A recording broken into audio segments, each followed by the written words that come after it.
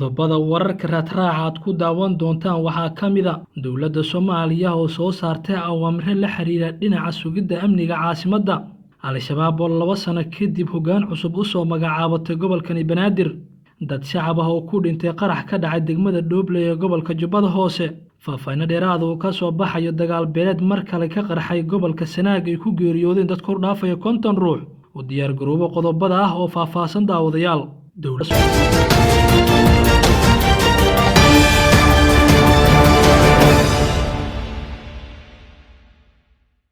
Muqdisho sidoo kale in kormeer xoogan lagu sameeyo kontaroolada ciidanka ay fadhiyaan, sidoo kale in la xoojiyo baaritaanada lagu sameynayo gawaarida isticmaashaha caasimadda Soomaaliya Muqdisho gudaheeda.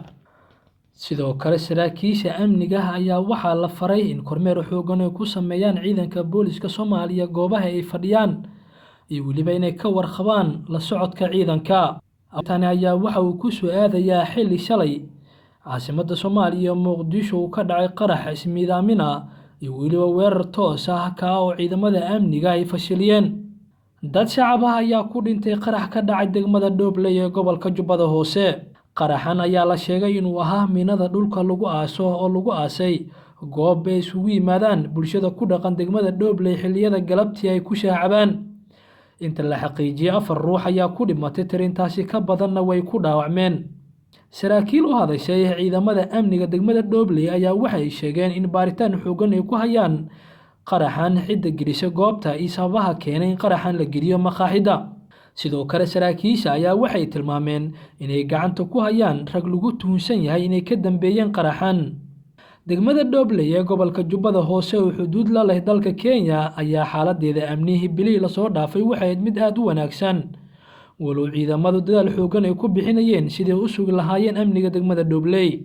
Dagaalamayaasha xarakada Al-shabaab ayaa 2 sano kadib mas'uul cusub u soo magacaabatay gobolka Banaadir. Dagaalamayaasha xarakada Al-shabaab ayaa 2 sano ka hor markii la dilay hogaamiyahoodii u qaabilsanaa gobolka Banaadir Sheekh Cali Jabal waxay u soo magacaabeen nin lagu magacaabo Daahir Macalin Salaad inuu wakiil uga noqdo gobolka Banaadir.